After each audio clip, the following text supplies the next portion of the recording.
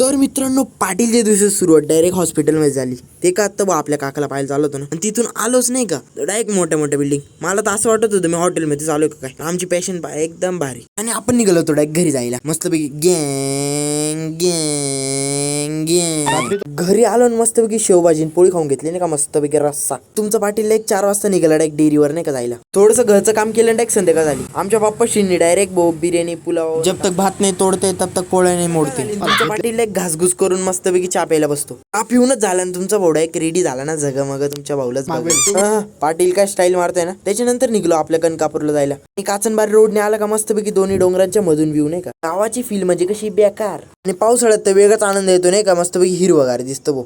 आणि तुमचा पाटील पण गोड दिसतो ना. सबस्क्राईब करा, चला जाऊ द्या.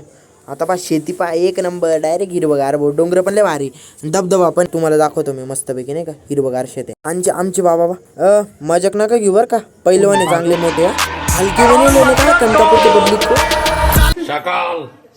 आणि बाबांचा स्वभाव पाहिला ना एकदम भारी नाही का, मस्तपैकी. आणि याच व्लॉगचं तुम्हाला पुढचा पार्ट पाहिजे असेल तर डिसलाईकचा सबस्क्राईब करा. आणि चला भेटूया पुढच्या व्लॉगमध्ये. तोपर्यंत जय महाराष्ट्र. फॉलो सबस्क्राईब करायला विसरू नका.